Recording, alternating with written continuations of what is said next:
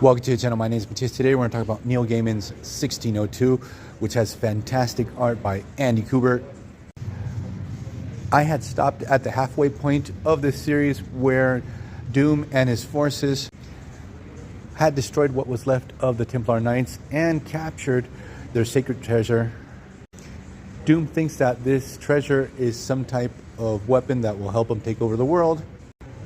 Also, at this moment of the story, Doom had captured one of Nick Fury's best spies, Matt Murdock, that even though he has the powers of Daredevil, he never actually converts into Daredevil himself.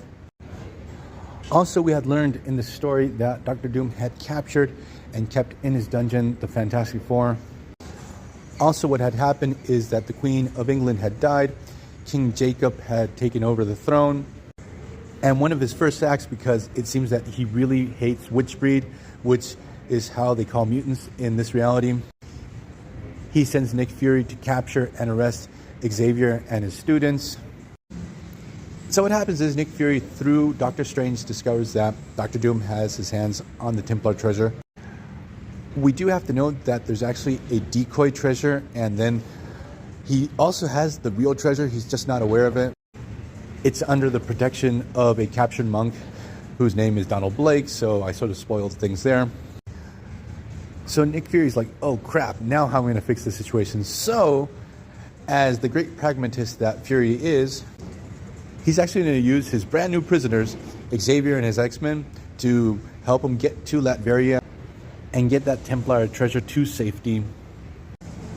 So what ends up happening is that Fury breaks the X-Men out of prison, they steal a ship, and with the combined powers of Xavier's students, they're able to make the ship fly, and they go all the way to Latveria. And when I'm referring to combined powers, it's just basically Xavier, Jean Grey, and Cyclops combining their powers. So now we have this ship flying through the sky. I guess this echoes S.H.I.E.L.D's headquarters in the 616 universe. While all this is going down, Doctor Strange has an astral plane encounter with the Watcher.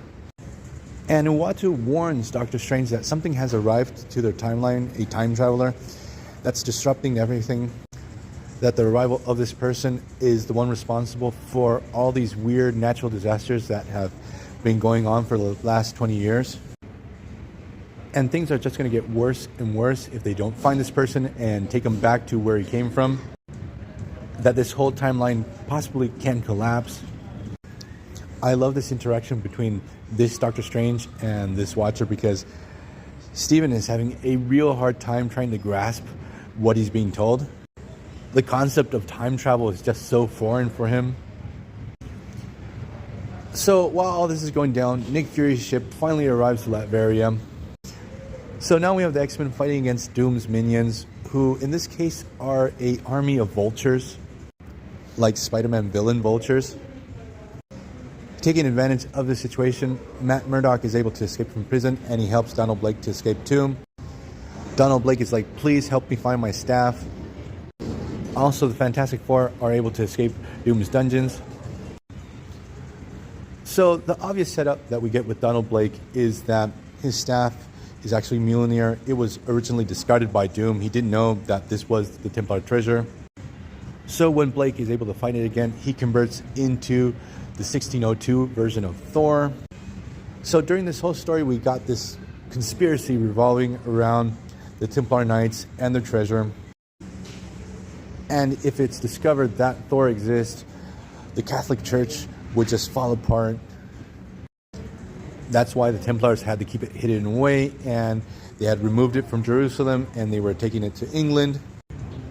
And it would be hidden away under Nick Fury's watchful eye, his only eye, I guess. Also, while all this was going down, we discovered that King Jacob has turned on the Inquisition. Now, the 1602 version of the Inquisition was basically Magneto's Brotherhood of Evil Mutants. They were hiding the fact that they were witchbreed. So what happens is that King Jacob not only finds out that they're witchbreed, he discovers that Magneto was actually Jewish, that he was taken in by a priest when he was very young, and that it's hinted that this priest was also a pedophile. So Magneto's like, okay, the cat's out of the bag. So he uses his powers openly. He liberates himself and his two kids Quicksilver and Scarlet Witch.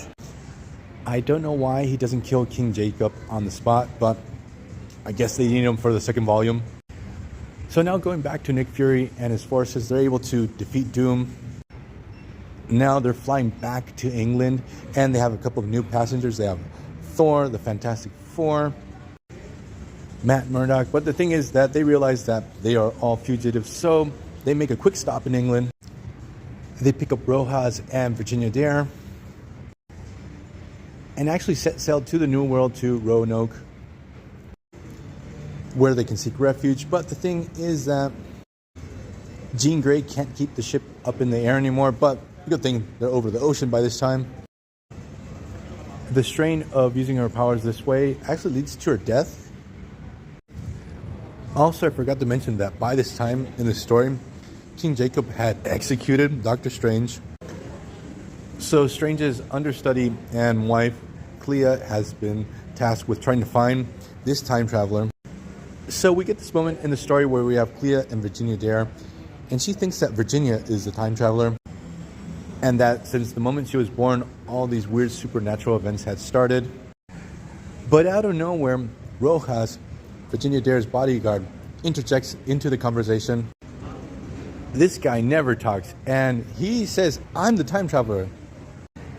And we get one of the weirdest plot twists that I've ever seen in a story, that I feel that it makes or breaks the story. We discover that Rojas comes from the future, where superheroes have been rendered obsolete and Purple Man has taken over the United States.